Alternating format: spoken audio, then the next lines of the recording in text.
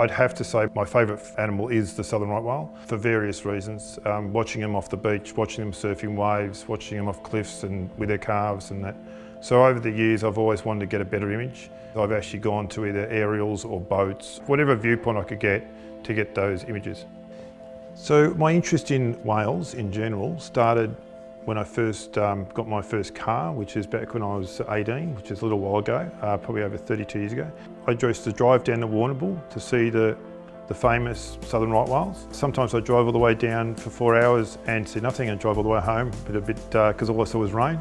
But over the years I did get to see them, and that just evolved. Like I used to carry my gear down the cliffs at Warrnambool, sit on the cliffs all day, and just watch them in the sea, watch the surf and watch the whales.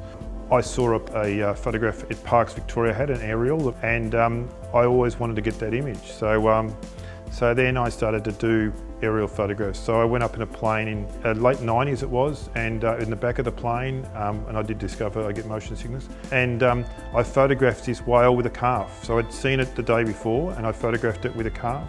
It was film camera, and when I got back I was horrified to know that 100 ASA or whatever it was in those days it would be all blurred. So that was the end of that. But over time I kept on wanting to go up, and it wasn't until 2012 that we finally got those images that were amazing.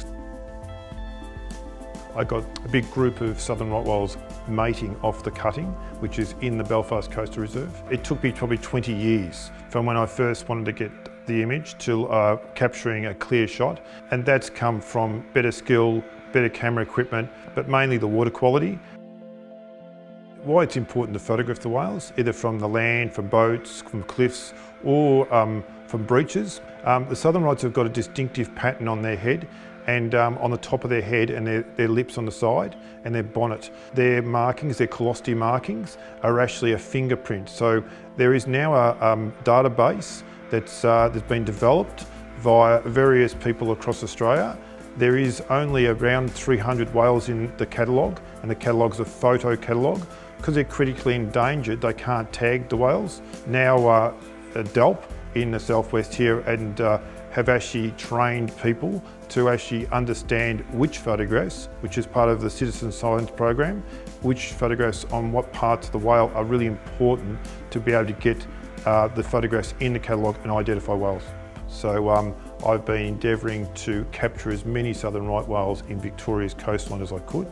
I'm not a scientist, but I'm trying to document the whales over periods of time, and also now I'm actually photographing whales across all of Victoria, and I'm going to start this year in New South Wales and also South Australia.